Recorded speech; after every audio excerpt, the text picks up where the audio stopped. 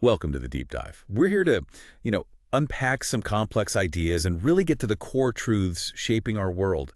And today, we're digging into something just incredibly vital: leadership. I mean, just think about the sheer weight on leaders' shoulders right now, the immense responsibility, that constant pressure, the feeling that every single decision they make could echo for generations. It really feels like turbulence is the new normal, doesn't it? And frankly, it often looks like leaders are just, constantly battling one fire after another. It really does. It feels relentless sometimes. But this deep dive, it isn't about the quick fixes or, the political tactics that just dominate the headlines day in, day out. No, we're going much, much deeper today. We're looking at something far more enduring. Timeless principles for leading with, profound wisdom. That's right. It's about getting beyond the noise.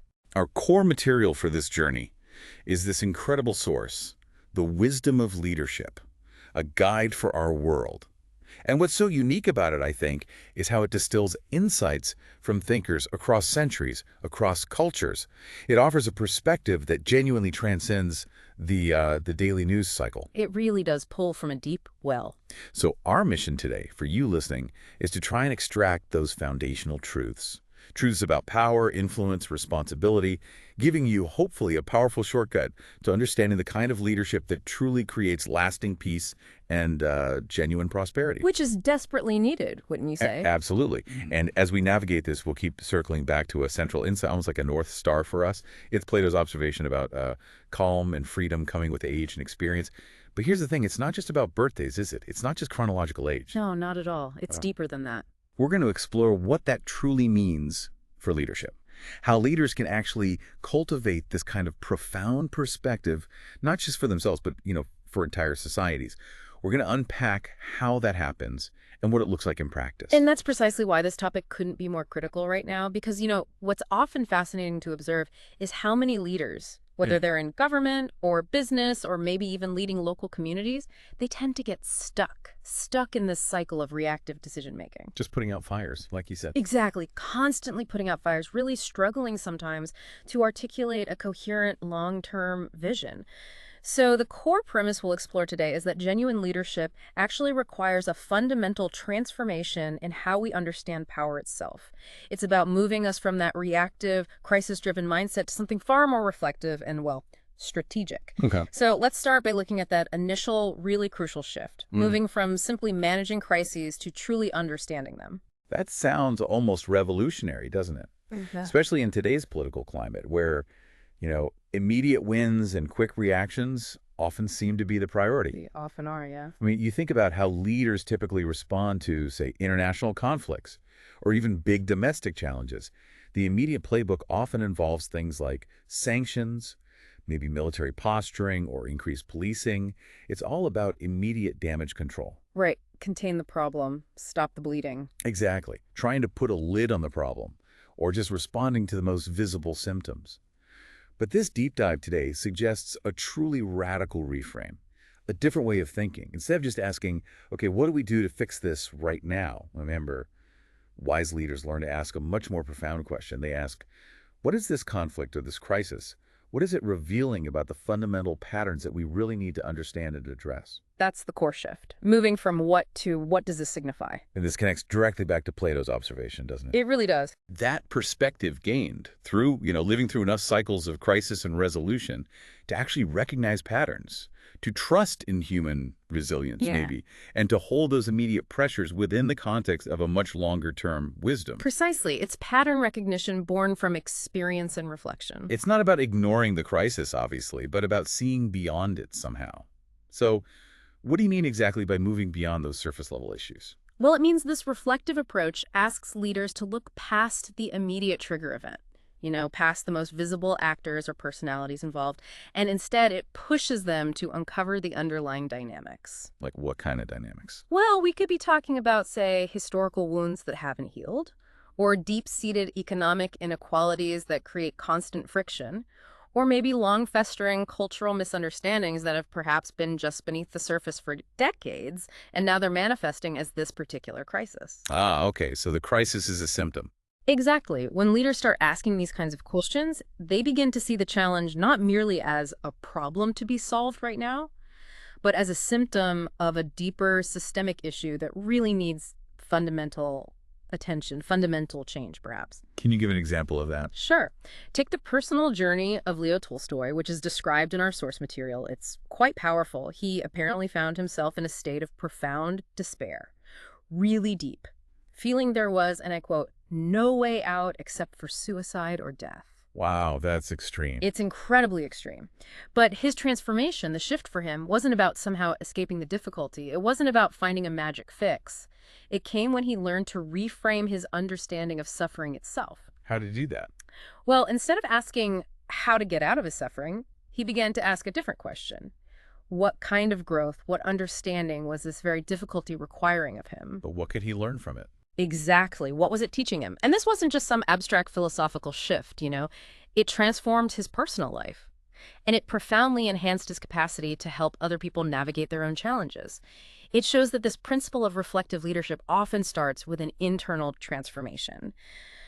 Moving from, what do I do about this problem, to, what is this problem teaching me and maybe teaching us? That makes sense. Starting with the self. And we see this writ large, on a societal scale in the Northern Ireland peace process, too. That's a truly powerful, real-world example. Decades of conflict there. Decades. A brutal cycle of reactive violence and retaliation. And the breakthrough moment, crucially, wasn't about one side finally defeating the other. That wasn't it. It came when leaders on all sides somehow stopped trying to simply vanquish their opponents and instead started asking a radically different question. Which was? What kind of society do we actually want to build together? Focusing on the future. A shared future. Precisely. This shifted them from reactive crisis management, just trying to stop the immediate fighting, to reflective thinking about their shared values, their mutual interests. It allowed them to actually envision a common future, something beyond the conflict. That's incredibly powerful. And it brings us right back to you, the listener. Because for you as a leader, or really anyone navigating complex situations, maybe in your work, your community, your family, how do you actually develop the discipline to pause in the middle of a crisis? It sounds simple, maybe, but in our hyper-reactive 24/7 news cycle world, it feels fundamentally challenging. It is challenging. It requires conscious effort. So what are the key questions? What should you ask yourself in those moments of pressure? Well, the key questions really pivot from the immediate to the systemic. You're asking yourself things like, okay, what deeper pattern is this situation revealing? What's really going on underneath? Or what systemic issue is manifesting itself through this particular problem right now? And perhaps most profoundly, what qualities is this challenge asking us as an organization maybe, or a community, or even a whole society? What qualities is it asking us to develop? So it's shifting from what do we do to why is this happening and how can we grow from this? Exactly. That's the essence of the shift. And this isn't just about, grand international conflicts or peace processes. Not at all. We can apply this principle directly to domestic policy, too. Let's take the example of rising crime rates, a really common challenge in many cities. Okay. The immediate reactive response often defaults to, increased policing, maybe more arrests, stricter sentencing. Right, the typical response. The typical response. Yeah. And while that might address some symptoms, maybe temporarily, the reflective approach asks a much deeper question. What social and economic conditions are actually creating the desperation or the hopelessness that manifests as criminal behavior in the first place? Looking at the root causes again. Exactly. It pushes you to look at things like educational opportunities or the availability of decent jobs, community support systems, access to mental health services, all those underlying factors. That takes time, though. Addressing those things isn't quick. Of course. Addressing these root causes, it absolutely requires patience and long-term thinking. There's no quick fix there. But it creates solutions that actually last rather than just, temporarily suppressing the problem, pushing it down, only for it to pop up somewhere else. Yeah. So the ultimate goal here for you as a leader isn't just to solve the immediate problems that land on your desk. It's actually to help your society, your organization, your team develop the capacity to learn from problems. Learn from them. How so? Well, when people understand that challenges aren't just obstacles to overcome, but they're actually opportunities for growth, for learning, for becoming stronger, they become more resilient naturally. They become more creative in finding solutions and far more willing to cooperate toward enduring solutions rather than just fighting over the immediate issue. That makes a lot of sense. Shifting the whole mindset around problems. So practically speaking, what does this all mean? How do you actually do this? Well, it means consciously building time for reflection directly into your decision-making process. It has to be deliberate. So before you react? Yes, before you react to any major crisis, before you roll out that immediate solution that seems obvious, create space. And I mean, genuine protected space. Maybe it's a specific meeting, maybe it's just dedicated time in your schedule. Space to do what? Space to consider not just what you need to do immediately, but what this situation is actually teaching you about your society's inherent strengths, perhaps, or its weaknesses, its vulnerabilities, and teaching you about opportunities for deeper development, for real growth. Okay, so pausing, reflecting, looking for the lesson. Exactly. Now, this shift in personal leadership, this reflective stance, it begs the question, can entire societies cultivate this kind of wisdom systematically? And if they can, how on earth do they do that? That's a crucial next step, isn't it? Moving from the individual to the collective. And to understand how societies might cultivate wisdom, we can actually look to Confucius. He identified 3 ways individuals tend to acquire wisdom. Okay. Through reflection, which we've just been talking about, through learning from others, and through direct experience, trial and error, basically. Reflection, learning from others, direct experience. Okay. What's profound here, according to our source, is that these same paths apply to entire societies. But, and this is a big but, only if leaders consciously, deliberately cultivate them. It doesn't just happen automatically. Right, needs intentional effort. And this connects directly back to Plato's observation about maturity, about age and experience. Think about it. Young people, for example, they rely heavily on learning from others, teachers, parents, peers, and on trial and error, on direct experience. Why? Because they haven't lived long enough. Exactly. They haven't yet developed the capacity or perhaps accumulated the raw material for sustained deep reflection. But with maturity, that changes, doesn't it? The older person has this vast store of experiences to reflect upon. They've seen patterns repeat across decades. They've watched the consequences of various approaches unfold over long periods of time. They have more data points, basically. Precisely. This gives them the raw material for genuine wisdom, the ability to extract deep understanding from lived experience, rather than just accumulating more and more experiences without processing them. So that's Plato's calm. It's not passivity. Not at all. Plato's calm isn't the calm of inactivity or detachment. It's the calm that comes from deep understanding. The mature person doesn't need to react quite as intensely to each new situation because they recognize it. They see it as a variation on familiar themes they've encountered before. Ah, okay. I've seen this movie before, kind of feeling. Something like that, yes. A sense of perspective. That's a profound distinction. Okay, so let's take the first path for societies. Reflection. For leaders, what does that mean in practice? Creating genuine, dedicated space for thoughtful consideration. And you're saying it's distinct from typical strategic planning sessions, the ones focused on winning political battles or hitting quarterly targets. Yes, very distinct. This is about stepping back from the immediate tactical concerns. It means regularly gathering with advisors, yes, but also with experts, with representatives from different constituencies, maybe even critics, to ask those deeper questions. Questions like, what kind of society are we truly trying to build here, and why? What are our fundamental values? It sounds almost like philosophical retreats for governments. In a way. You could even consider establishing what our source calls wisdom councils. Wisdom councils, tell me more. These would be, say, regular gatherings with diverse stakeholders, different ages, backgrounds, perspectives. But crucially, their focus wouldn't be on the immediate crisis of the week. Instead, they'd look at long-term patterns.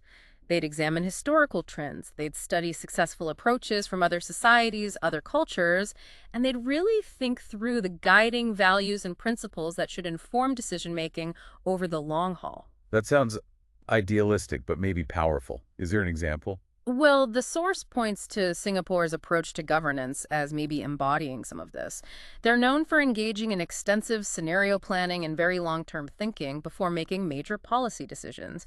It seems to be a demonstration of institutional reflection. Okay, Singapore. But practically, how do you get, cynical political actors focused on the next election to actually buy into something like a wisdom council that doesn't offer immediate electoral gain? That seems like a huge hurdle. It's definitely the challenge, isn't it? It requires a fundamental shift in what's valued. Instead of promising immediate electoral gain, the wise leader needs to frame this kind of reflection as an investment. An investment in long-term stability, in resilience. Essentially, an investment in the fundamental health and future of the society itself. It's about stewardship, not just winning. Stewardship. Okay, what about the second path? Learning from others. This one requires genuine humility. That's the starting point. And a deep openness to looking at other effective approaches, even if they come from places or systems you don't normally align with ideologically. So looking beyond your usual allies or echo chambers? Absolutely. It means asking hard questions like, why do some countries manage to maintain social cohesion during periods of intense economic stress while others seem to fragment? Or what specific policies and maybe even what cultural practices genuinely create resilience in a society facing disruption? So it's not about blindly copying what others do. No, definitely not. It's about deep study. It's about understanding the underlying principles, not just the surface level implementation. So, for instance, if you, as a leader, are grappling with rising social inequality, you wouldn't just look at another country's tax code. You'd study the specific policies, yes, but also the cultural practices, the historical context, everything that contributes to their more equitable outcomes. Right. Or if you're managing ethnic or religious tensions, you'd examine how other diverse societies have managed to build cohesion without suppressing differences. What allows them to hold that tension constructively? Learning the how and why, not just the what's. Precisely. Or if you're navigating big economic transitions like automation or climate adaptation, you'd learn from countries that have successfully adapted to similar technological or environmental shifts in the past. What choices did they make? What trade-offs? What were the long-term results? Okay, that makes sense. Humility and curiosity. And then there's a third path, direct experience, learning from doing. You said this one is often the most difficult for political leaders. Why is that? Well, because it requires them to publicly acknowledge when strategies need to change, when something isn't working as intended, and admitting mistakes or even just adjusting course can be politically risky, can it? It can be framed as weakness or failure by opponents. Yeah, the flip-flopper label. Exactly. But here's the crucial benefit. Leaders who actually master this path, who can learn from direct experience, including failures, they become extraordinarily effective over time Why? because they're constantly improving based on real-world feedback. They're adapting. They foster cultures within their governments or organizations that are about experimentation and learning rather than just blame and defensiveness when things don't go perfectly. That takes serious courage, though. Say, okay, that approach, it didn't work like we thought. We learned something, we're adjusting. That sounds terrifying for most politicians. It absolutely can be, which, raises a really important practical question. How can leaders systematically learn from policy failures instead of just digging in and defending them, especially when admitting failure feels so politically costly? Yeah. That's truly the essence of wisdom in action, isn't it? It's about creating mechanisms, maybe independent review bodies or processes for post-implementation analysis that allow you to not just review, but to truly learn from past decisions, both the successes and the shortcomings, without it immediately becoming a political football. Building a learning culture within government. Exactly. And once a society or a leader begins to cultivate this kind of collective wisdom through reflection, learning from others, and learning from experience, it profoundly influences how they interact with others, how they build long-term relationships, which actually naturally leads us right into our next key insight. Okay, which is, the patient strategy. I like the sound of that.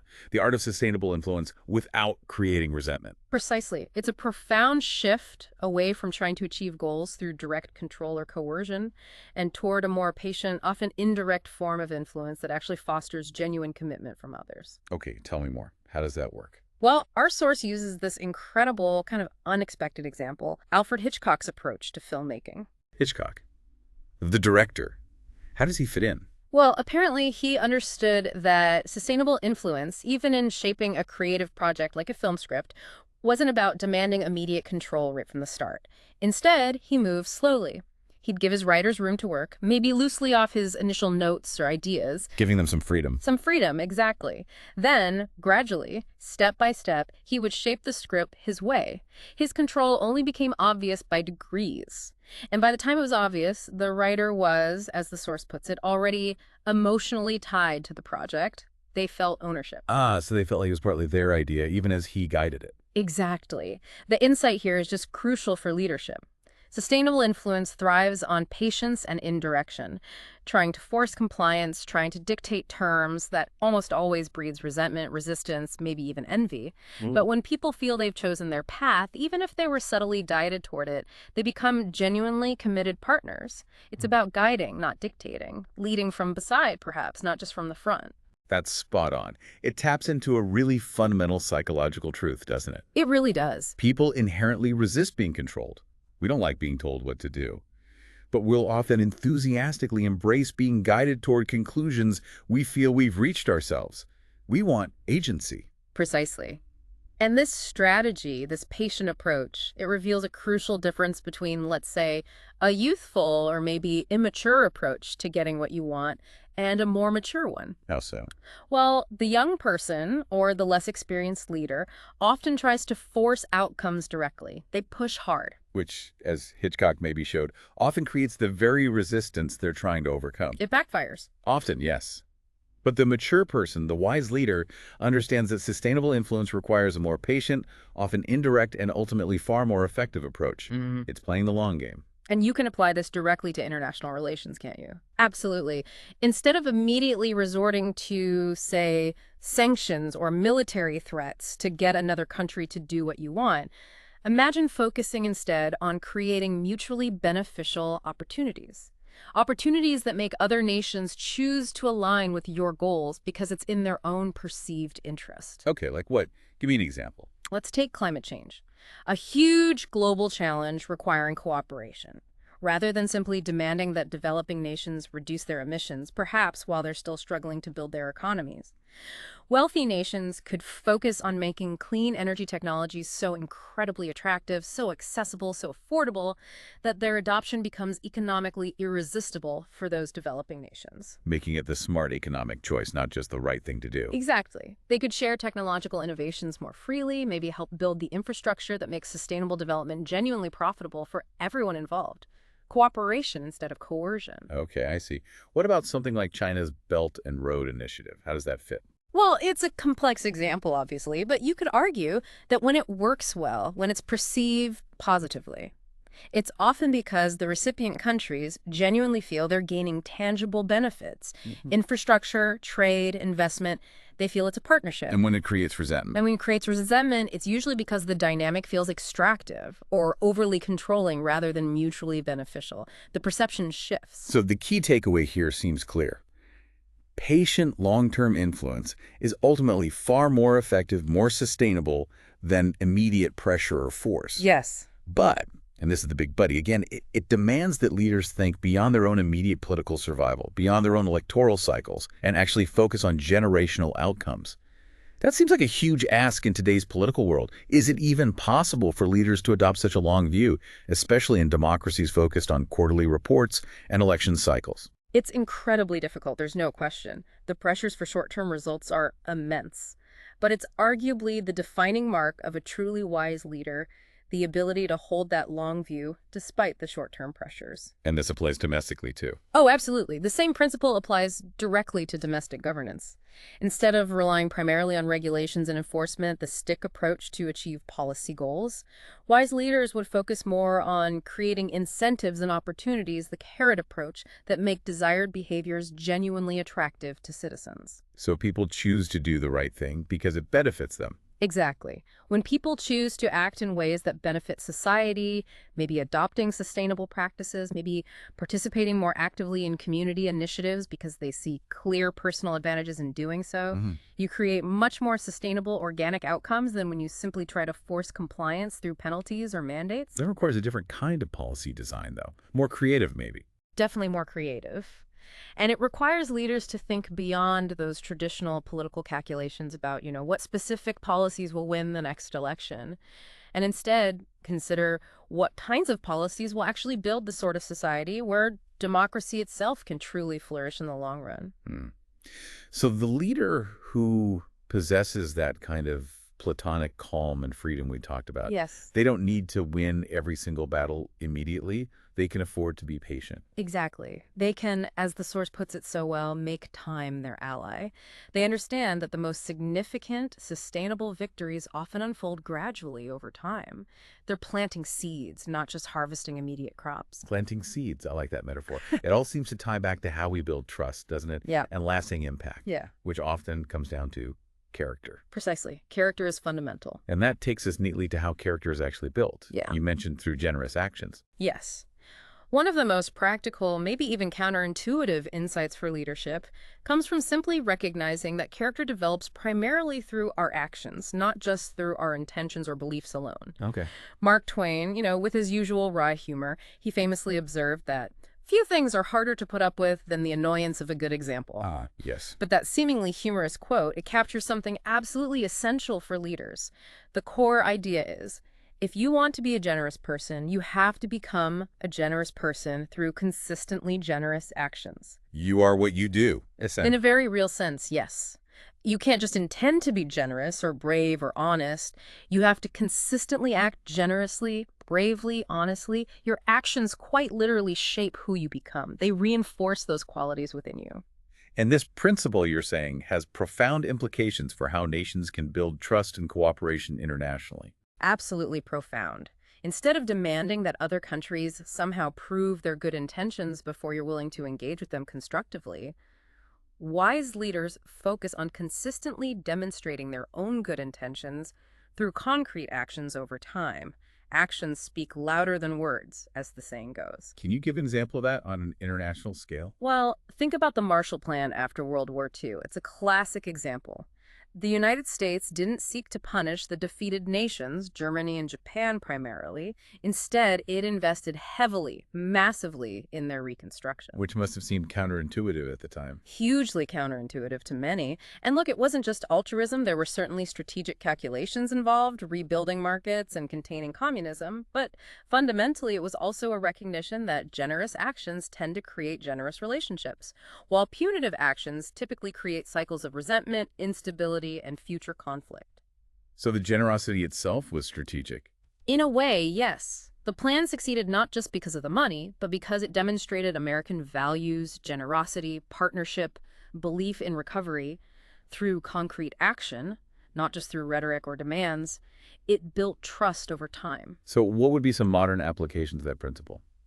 Well, you could think about things like wealthy nations proactively sharing vaccine technologies during global pandemics rather than hoarding them, or providing significant disaster relief without attaching heavy political conditions, or maybe investing seriously in education and infrastructure in developing countries without requiring immediate political alignment or concessions in return. Playing the long game with generosity again. Exactly. The goal here isn't necessarily immediate reciprocity. It's the long-term development of trust, stability, and cooperation that ultimately serves everyone's interests over time. But again, in a world often driven by cynicism and short-term national interest, how do leaders sustain that kind of commitment to generous action without feeling like they're being taken advantage of or looking naive? It really comes back to that deep understanding of patterns and long-term benefit we discussed earlier.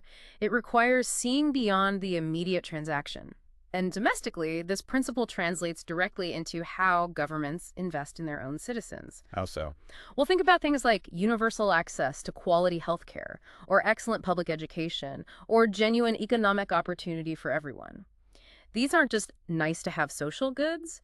They are fundamental investments in creating a society where people feel valued, where they feel they have a stake, and as a result, they're more likely to act constructively. Because they feel cared for. Exactly. When citizens feel that their government, their society, genuinely cares about their well-being and their future, they're much more likely to participate constructively in democratic processes, to trust institutions, and to support policies that benefit the common good, even when those policies might require some personal sacrifice or adjustment.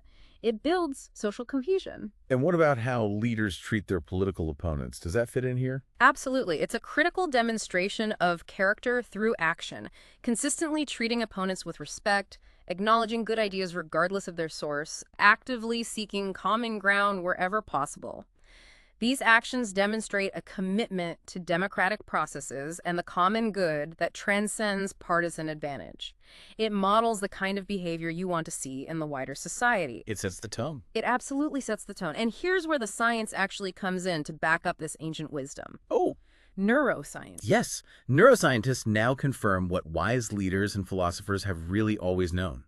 Our actions literally shape our neural pathways. When you consistently align your actions with your stated values, say, acting generously or courageously, you're not just performing an external task, you are literally rewiring your brain. How does that work? You're strengthening the neural connections associated with those behaviors, making those wise responses more automatic, more habitual, more part of your character over time. So practice makes permanent, in a way. In a very real neurological way, yes.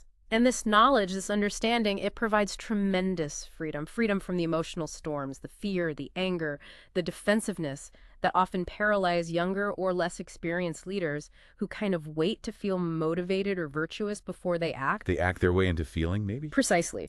The practical demand here is straightforward, but it is demanding. You have to make sure that your actions consistently align with the values you espouse. And crucially, when there's a gap between what you say and what you do, you must focus on changing your actions rather than just adjusting your rhetoric or making excuses. Close the say-do gap by changing the do. Exactly.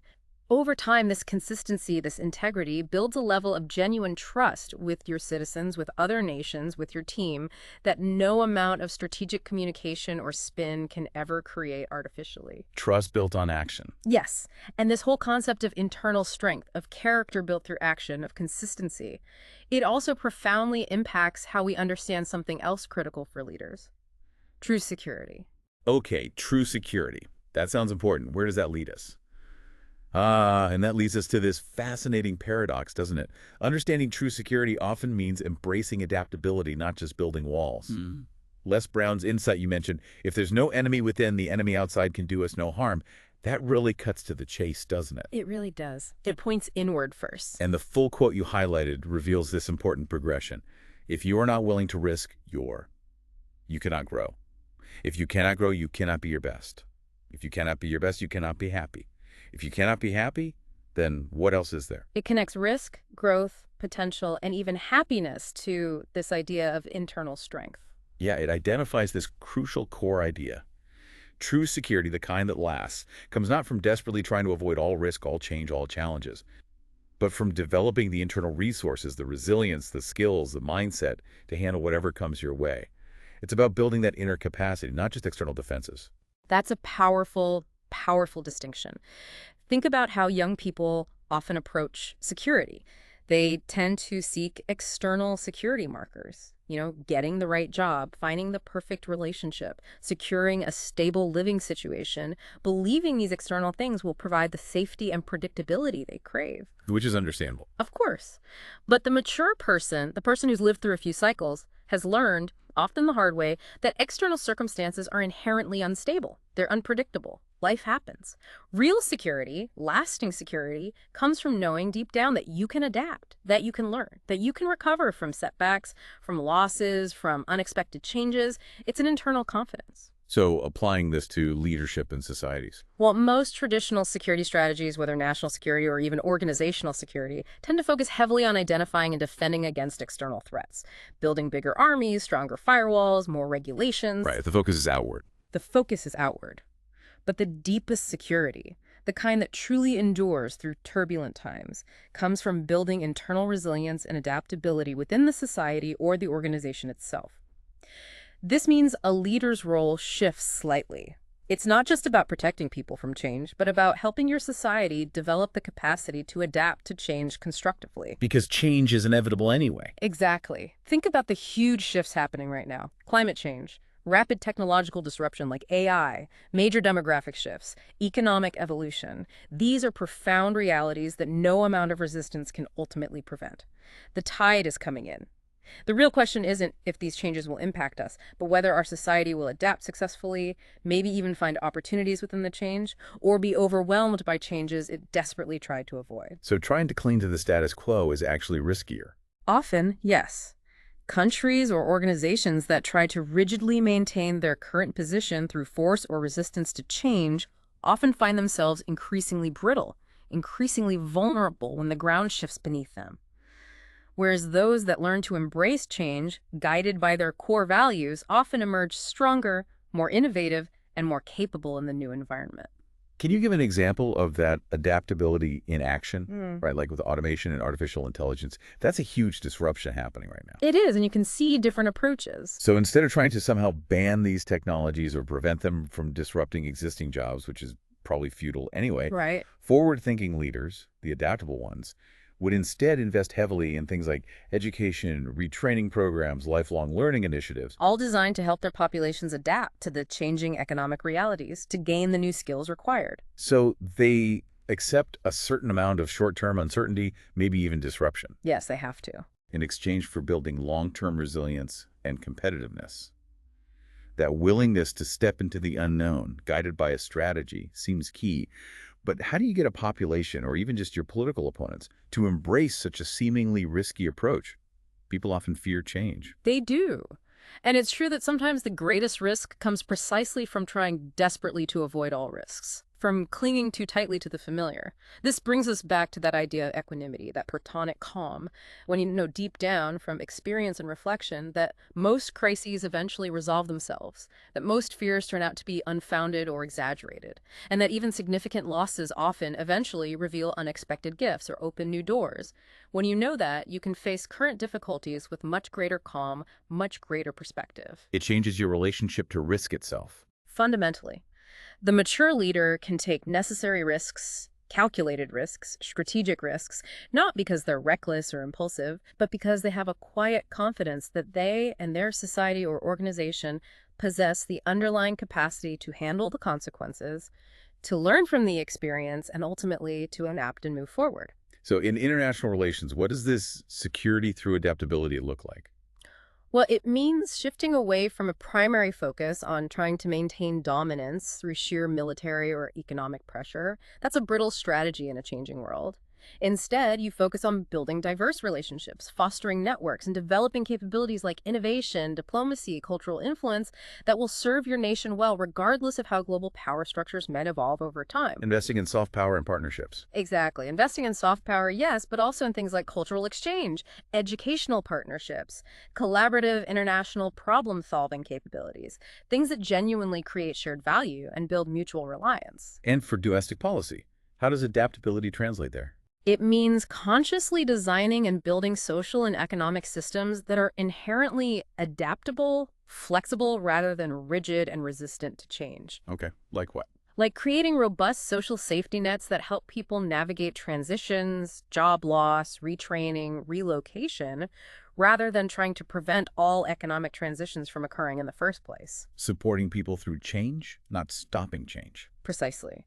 And crucially, it means investing in education systems that teach people how to learn, how to think critically, how to adapt, rather than just focusing on memorizing specific information or skills that might quickly become obsolete in a rapidly changing world. It's about empowering people to navigate an uncertain future. That's the core of it, empowering adaptability, which also requires a unique kind of mental discipline from leaders themselves. Which brings us to the discipline of strategic presence. I like that phrase. It's a good one, isn't it? Seneca, the ancient Stoic philosopher, he advised enjoying the present without anxious dependence upon the future. Now, for leaders, this doesn't mean, abandoning long-term planning or strategy. That would be irresponsible. Of course not. It seems much more nuanced.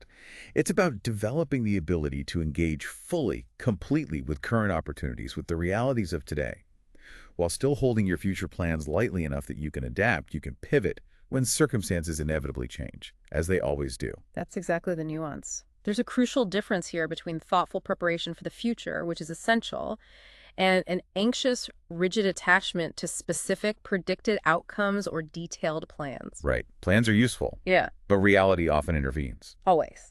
And leaders who can cultivate and maintain what we're calling strategic presence, they often make much better decisions in the moment. Why? Because they're responding to actual current realities, to the facts on the ground as they are now, not being driven primarily by feared future scenarios or hoped for outcomes that may or may not ever materialize. They're grounded in the present. That sounds like a contrast to a lot of political leadership, though. It can be. So much of political leadership, by its very nature, seems to involve constant attention to future consequences. The next election cycle, long-term strategic positioning against rivals, how decisions will play tomorrow. Right. The focus is often heavily on the future. It is, but the mature person, the wise leader, can engage in that necessary future-oriented thinking without becoming enslaved by it. They can work diligently toward long-term objectives while remaining fully present and open to unexpected opportunities, necessary changes in direction, or new information that emerges today. Holding plans lightly. Oh. Okay. How does this apply in a practical setting, say, international negotiations? Well, think about leaders who enter complex negotiations with absolutely rigid positions and non-negotiable demands based on their pre-planned strategy. They often box themselves in, don't they? They missed creative solutions or potential compromises that might emerge from genuinely engaging with the other party's perspectives and interests in the room. Because they're stuck on their script. Exactly. But those leaders who can remain truly present to what's actually happening in the room, who are listening intently, adapting their approach based on the flow of the conversation, while still maintaining clarity about their core values and bottom-line objectives, they often achieve much better, more sustainable outcomes for everyone involved. They find the openings. And this present moment awareness must be especially important during crises, right? Absolutely critical. When you're fully engaged with understanding the current situation, gathering real-time information, assessing the immediate dynamics, rather than being primarily worried about how the crisis might affect your political future or legacy, you often see options, potential pathways, and opportunities for constructive action that simply aren't visible from a more anxious, self-preserving, future-obsessed perspective. But how can leaders possibly cultivate this non-anxious presence, as you called it, when everything around them, the media, their advisors, public opinion, is often screaming for immediate, high-stakes action and predicting dire future consequences? That seems incredibly hard. It is incredibly hard. It's a discipline. That's why the phrase includes discipline. The practical application here involves deliberately developing your capacity for what the source calls non-anxious presence. This means actively learning, practicing how to remain calm, centered, and thoughtful even in the midst of high-pressure situations. Meditation, mindfulness. Those can certainly be tools, but it's also about perspective. It's not about pretending you don't care about the outcomes. Of course you care, but it's driven by the understanding, the conviction that clear, calm thinking consistently produces better results in the long run than reactive, panicked decision-making. You make better choices when you're not consumed by anxiety. So the calmness itself is strategic. Exactly. And this perspective, we've been discussing the long view, the understanding of patterns, it naturally creates a kind of calm. It profoundly reduces the sense of urgency and anxiety that drives so much political behavior.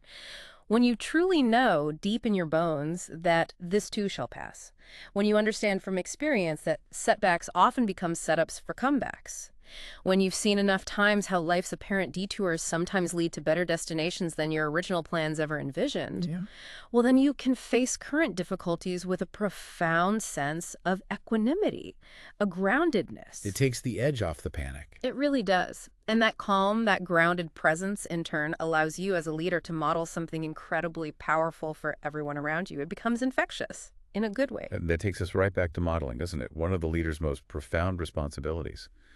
Modeling the very transformation you hope to see in society. Absolutely central. Mark Twain again, with his classic line, "Few things are harder to put up with than the annoyance of a good example." He always just cuts right to it, doesn't he? He really does. A brilliant observer of human nature. And the point for leaders is inescapable. Yeah. You're constantly on display. Whether you like it or not, your behavior, your words, your reactions, your way of thinking, it's all being observed.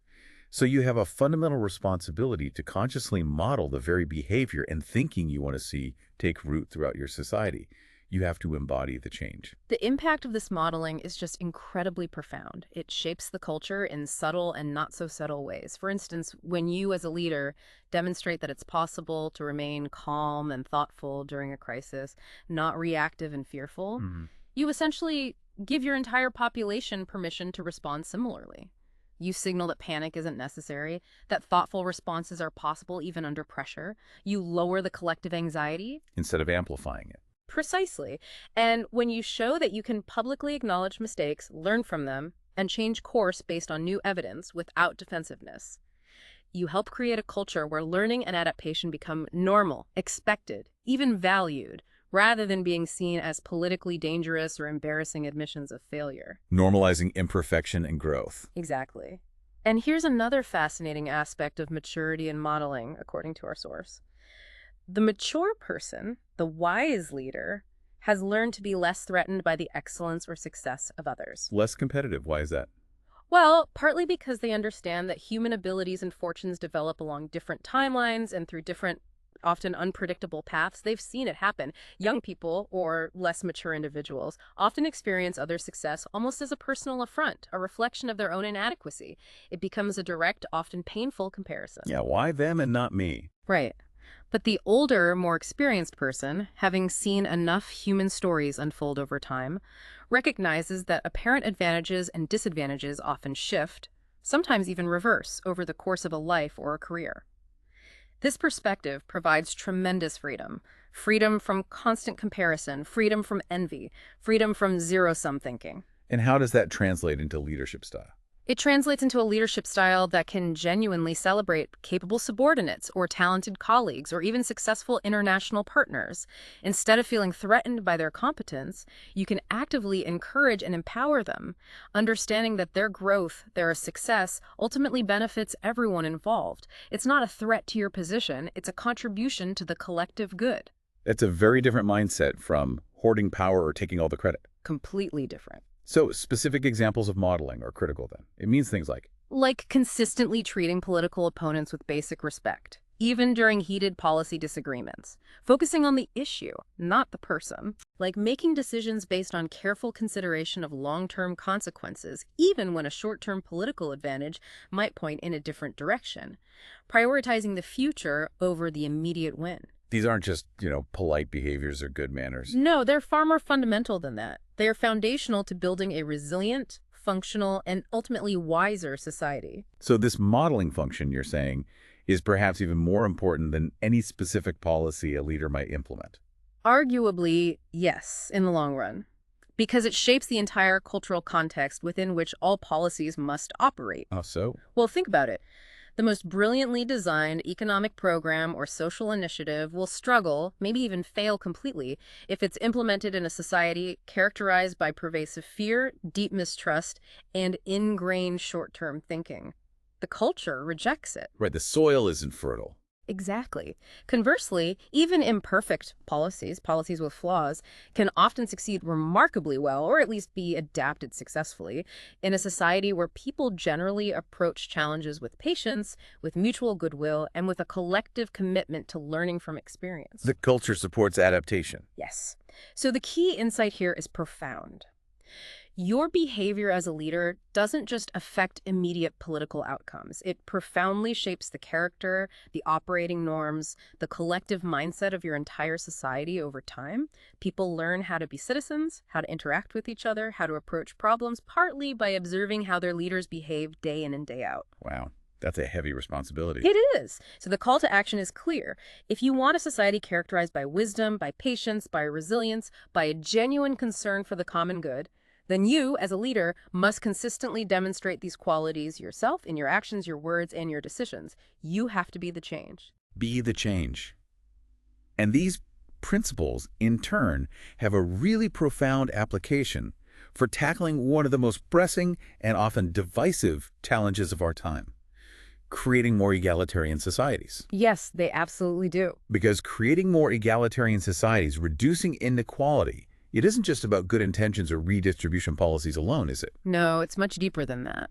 It requires understanding that significant inequality often stems from deeply embedded systems, economic, social, political, that tend to concentrate power and opportunity rather than distributing them broadly. That's right. Systemic issues. And the wisdom principles we've been discussing, reflection, learning, patience, character, adaptability, they provide a really powerful framework for addressing these systemic issues in ways that might create lasting change, not just temporary fixes or political band-aids. Exactly. It offers a different lens. Yeah, so where do we start? How do we apply this framework to inequality? Well, we start by reframing the problem itself, applying that Tolstoyan insight we discussed earlier.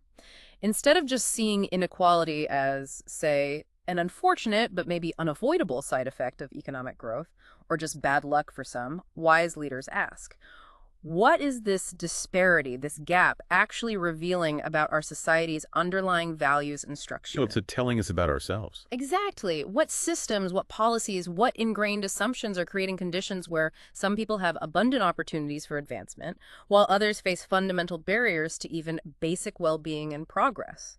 It's a diagnostic question. Okay. Can you give an example of applying that reflective approach? Sure. Consider how educational inequality often perpetuates broader social stratification across generations. It's a key driver.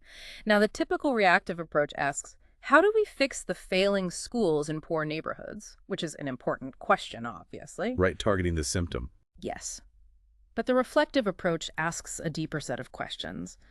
What deeper patterns of resource allocation, or maybe cultural expectation, or even systemic bias embedded in the system itself are creating these dramatic educational disparities in the first place? Looking upstream. Exactly. Addressing these root causes means examining complex, often uncomfortable issues like housing policies that concentrate poverty and segregate communities, or school funding mechanisms that consistently and unfairly favor wealthy districts over poorer ones, or even subtle, ingrained cultural assumptions within the education system about which children are expected to succeed and which are not. It's about the whole ecosystem. That's much more complex than just focusing on individual schools. Much more complex, but also much more likely to lead to lasting change. And the path of learning from others must be crucial here too, right? Looking at societies that have managed to reduce inequality. Absolutely critical. We must study societies that have successfully reduced significant inequalities without completely sacrificing economic dynamism or individual freedoms. The Nordic countries, for example, are often cited. They've created systems where strong social safety nets and relatively low inequality coexist with highly innovative and competitive economies. So we should just copy the Nordic model. No, again, it's not about direct copying. Their specific context is unique historical factors, cultural norms, size, but the principles behind their success can often be adapted. Principles like heavy and sustained public investment in high-quality education and lifelong training for everyone. Progressive taxation systems that effectively fund robust public services and social insurance programs. And perhaps underlying cultural values that genuinely prioritize collective well-being and social solidarity alongside individual achievement. Understanding those ingredients is key. Okay, adapting principles, not just policies. What about applying Hitchcock's patient strategy to fostering equity? How would that work? It seems counterintuitive for something needing urgent action. It does seem counterintuitive, but think about it this way. It's not just about mandating equality through regulations and laws alone, although those are often necessary. It's also about patiently, strategically creating conditions where reducing inequality becomes economically attractive, socially valued, and maybe even competitively advantageous over time. Making equity the smart choice, not just the morally right one. Exactly. Think about it. When businesses genuinely discover, through evidence and experience, that diverse leadership teams and inclusive workplace practices actually improve their innovation, their decision-making, their market reach, and ultimately their bottom line, they start to embrace these changes more voluntarily, more enthusiastically, not just because they're forced to comply with regulations. It becomes part of their strategy for success. So how can leaders create those conditions? Well, it might involve things like restructuring incentives so that companies benefit tangibly from investing in worker training, upskilling, and internal advancement, especially for those from disadvantaged backgrounds. Or maybe creating tax advantages for businesses that maintain reasonable, transparent ratios between executive pay and average worker compensation. Or even establishing public procurement policies that give preference to enterprises, demonstrating genuine commitment to equitable labor practices, diversity, and community investment. It's about shaping the playing field. Using incentives and nudges, not just mandates. Precisely, guiding towards equity. And when we talk about generous actions for equity, what does that look like? Well, it implies that those with significant wealth and power, whether individuals, corporations, or even nations, can actually build more stable and prosperous societies for everyone, including themselves, by proactively sharing opportunities and investing in broader well-being, rather than just waiting for social pressure or government intervention to force redistribution of resources after the fact. Investing in opportunity creation. Yes. When successful people or companies invest in creating pathways for others to succeed through education, mentorship, access to capital, community development, They often discovered that expanding the pool of opportunity genuinely benefits everyone involved in the long run. It grows the whole pie. Like that venture capital analogy you mentioned earlier. Exactly. Yeah. Think of it like venture capital at its best. Successful entrepreneurs reinvesting their knowledge and capital in the next generation of innovators, creating cycles of opportunity that generate wealth more broadly rather than concentrating it ever more narrowly. This same principle, this generosity as investment mindset, can be applied directly to social policy aimed at reducing inequality. Okay. And finally, how does true security, through adaptability, apply to equity? That connection seems less obvious. It might seem less obvious, but it's actually profound. Think about it. Societies with extreme concentrations of wealth and power are often inherently unstable in the long run because they create conditions where large segments of the population feel they have little stake in maintaining the current systems. They feel excluded, left behind, maybe even exploited. This breeds resentment, instability, and potentially conflict. So inequality itself creates insecurity. Exactly. Building more egalitarian societies, societies where opportunities and benefits are shared more broadly, actually creates more genuinely stable and secure societies. Because more people feel they have a real stake in the system. They benefit from social cooperation, from peaceful problem solving, from maintaining stability. They become invested partners in the society's success rather than potential threats to its stability. It's a form of collective risk reduction. So equity leads to stability, which is a form of security. A win-win again. It really is. And it's important to clarify here, we're not necessarily talking about achieving absolute equality in outcomes, which might be unrealistic or even undesirable. Rather, it's about ensuring that everyone has genuine opportunities for advancement, that basic needs are met, and that the benefits of social cooperation and economic growth are shared broadly enough. That most people see themselves as stakeholders, as valued participants, rather than as victims or outsiders of the current arrangements. That's the goal. Stakeholders, not victims. That's a powerful distinction. And these principles, taken together, reflection, learning, patience, generosity, adaptability, they seem to lead us naturally toward a new way of thinking about and working toward lasting peace. They absolutely do. It's a fundamental shift in perspective on peace itself. That's a perfect bridge then, because creating lasting peace, real peace, truly requires moving beyond those traditional approaches that focus primarily on just managing conflicts after they erupt. Damage control again. Right, reacting to violence. The wisdom principles we've been unpacking today suggest a completely different strategy, don't they? They really do. It's about consciously building societies and building international relationships that are inherently less likely to generate serious violent conflicts in the first place. It's preventative in a way. Exactly. Addressing the root causes before they fester. So the foundation for this starts with understanding, really understanding, that most major conflicts ultimately arise from some combination of predictable factors, right? Yes. Things like perceived scarcity of essential resources, water, land, energy, or deep cultural misunderstandings and prejudices, or unresolved historical grievances and traumas passed down through generations, or political and economic systems that systematically benefit some groups at the expense of others, creating deep resentment. Okay, so resource scarcity, cultural misunderstanding, historical grievances, systemic injustice. Those are often the key ingredients, and addressing these root causes effectively requires precisely the kind of patient, reflective, long-term thinking that Plato's wisdom embodies. No quick fixes here. Right, so let's take the first one. Resource conflicts. How can wisdom principles help there? Competition over resources seems almost inevitable. It might seem inevitable, but conflicts can often be prevented or mitigated through what we might call abundance thinking. Abundance thinking, what's that? It's about deliberately designing systems and relationships where cooperation actually produces better, more secure outcomes for all parties involved than competition or conflict would, making cooperation the rational choice. Okay, can you give an example? Well, the European Union's initial approach to managing the historically antagonistic relationship between France and Germany after WWII offers a powerful example.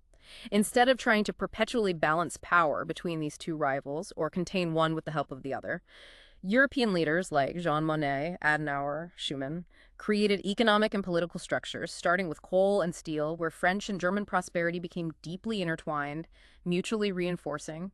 Cooperation became essential for both. Making former enemies indispensable partners. Exactly. You can apply the same principle to many contemporary potential conflicts. For instance, instead of just managing competition between developed and developing nations over resources or markets, focus on creating systems where the prosperity and stability of wealthy nations becomes increasingly dependent on the successful, sustainable development of poorer ones, finding the win-wins. Like the climate change example you used earlier. Precisely. Climate change presents enormous opportunities for this. Wealthy nations that invest heavily in clean energy development and climate adaptation in poor countries simultaneously create huge new markets for their own technologies and expertise while helping address a critical global environmental challenge that affects everyone. It turns a potential source of conflict into a basis for cooperation. Okay, finding mutual benefit and shared challenges.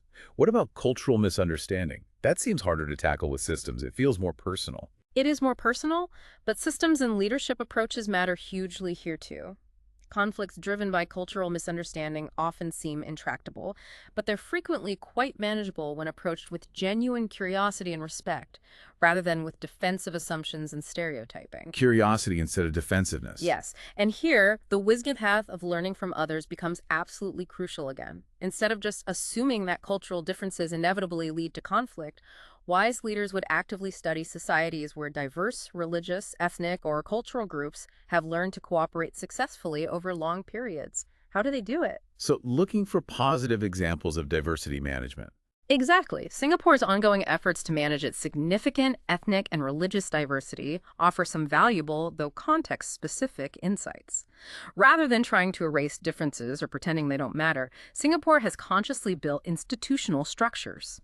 Things within their education system, their public housing policies, even their political system's group representation constituencies that explicitly acknowledge diversity while simultaneously working hard to build a strong, shared civic identity and ensuring that political parties need to appeal across ethnic lines to succeed. It's a constant balancing act. Acknowledging difference while building common ground. Yes, a very deliberate effort. Okay, what about historical grievances? Those seem incredibly difficult. How can patients help with deeply rooted anger and trauma from the past? Historical grievances are indeed incredibly challenging.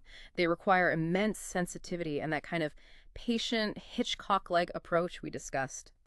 Instead of trying to force people to simply forget past injuries or injustices, which rarely works and often breeds more resentment, wise leaders try to create conditions, processes, maybe forums where acknowledging historical wrongs, hearing victims' stories, and seeking truth can actually become a foundation for building better, more honest relationships in the future. Facing the past to build a future. Exactly. South Africa's Truth and Reconciliation Commission, for all its complexities, limitations, and controversies, at least demonstrated one possible model for how societies can attempt to acknowledge historical injustices, provide a platform for truth-telling, and offer pathways toward cooperation and coexistence, rather than remaining trapped in a perpetual cycle of revenge or denial. It's about finding a way forward, together. So the aha moment here, the big insight for peace, is really profound. Lasting peace isn't simply the absence of conflict, that's just a truce. Right, it's temporary. Lasting peace is the presence of systems, institutions, relationships, and cultural norms that are capable of handling conflicts constructively, non-violently, when they inevitably arise.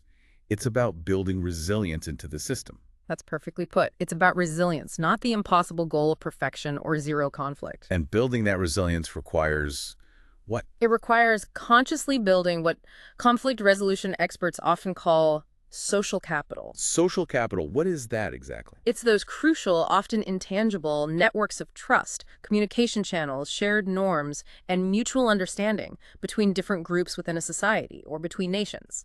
It's the glue that holds societies together and makes peaceful problem solving possible, even when people disagree strongly about important issues. And how does that social capital develop? You can't just decree it. No, you absolutely can't. It develops slowly, organically, through the kind of consistent, generous actions we discussed back in Chapter 4.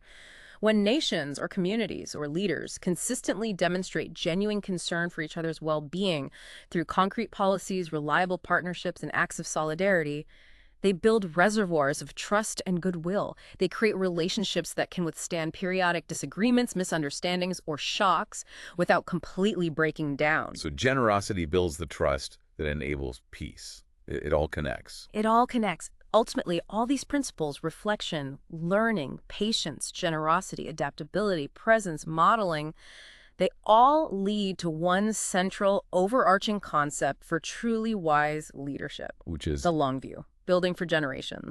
yes, the long view. This feels like the culmination, the ultimate shift in understanding your role as a leader, doesn't It it? really is the capstone. Instead of focusing primarily on, winning the current political battles, managing the latest crisis, or maximizing short-term gains. Wise leaders come to understand that their fundamental responsibility is actually for the long-term development of their society's capacity.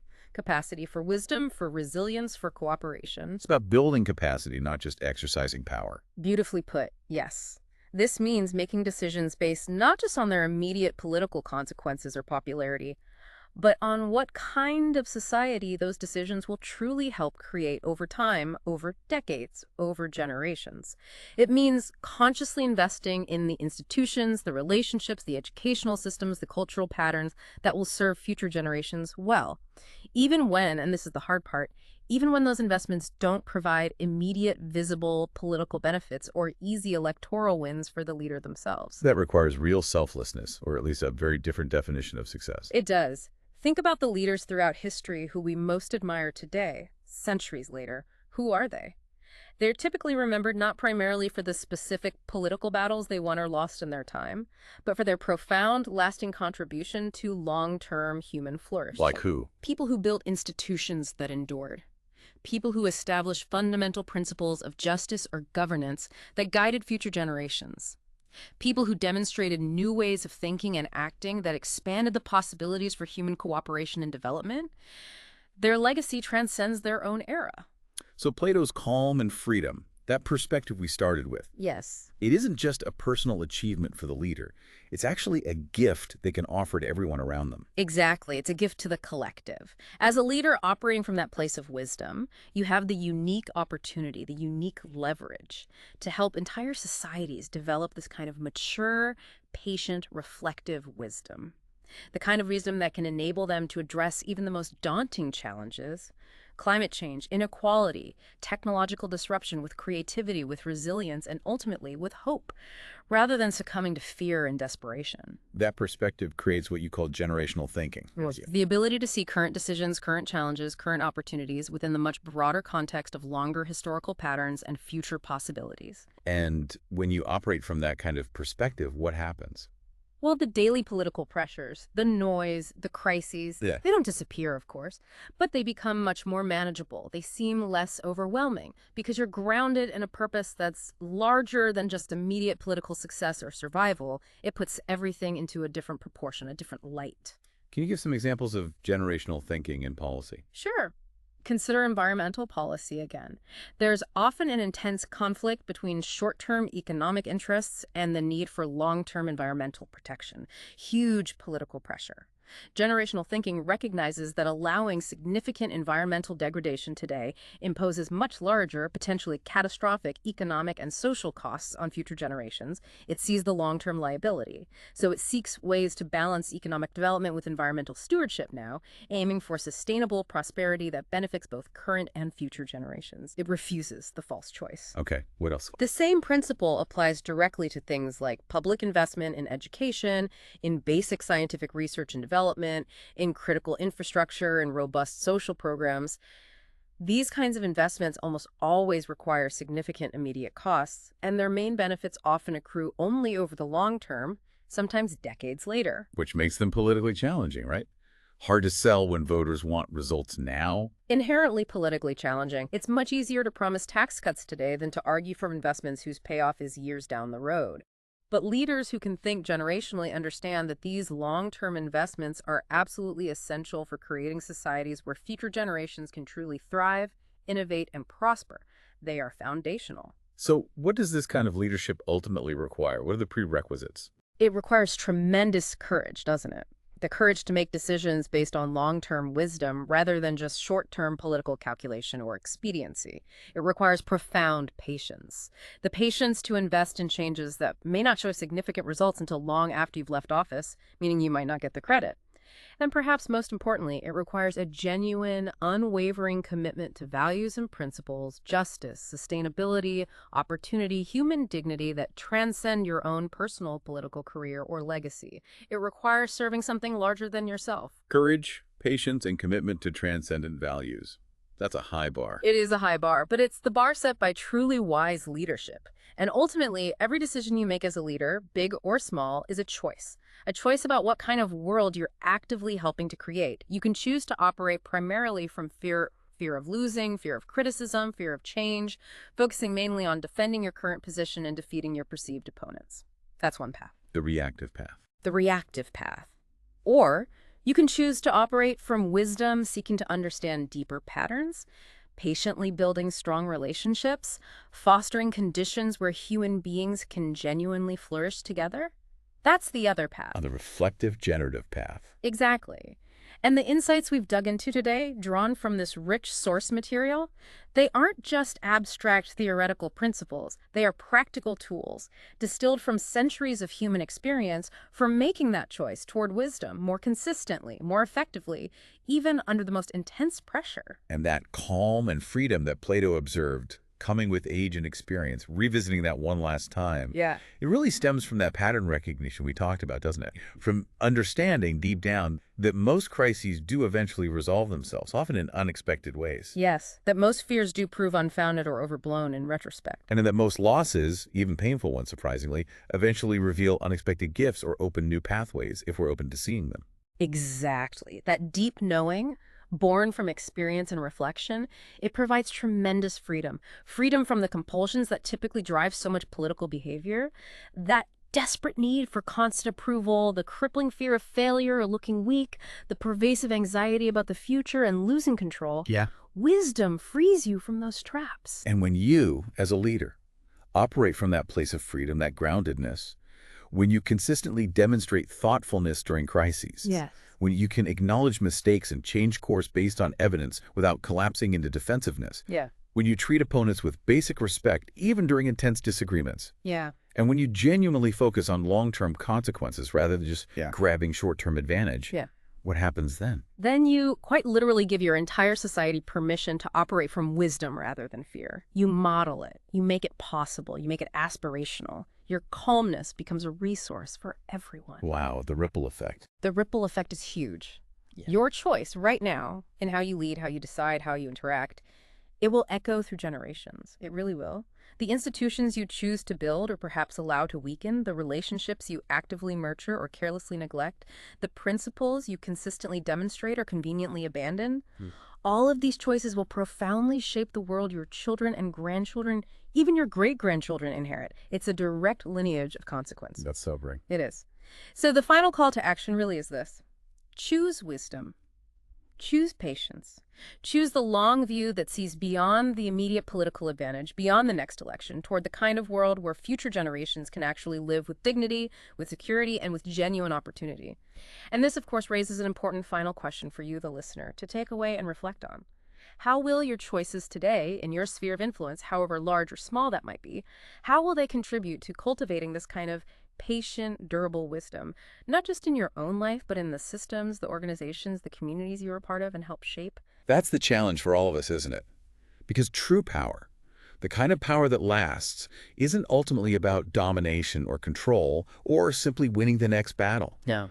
It's about something far more profound, helping others, our colleagues, our communities, maybe even our adversaries discover their own capacity for wisdom, for cooperation, and for growth.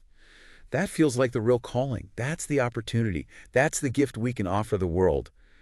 We really hope this deep dive into the wisdom of leadership has given you plenty to reflect on, plenty to consider as you navigate your own challenges and opportunities. Thanks for joining us.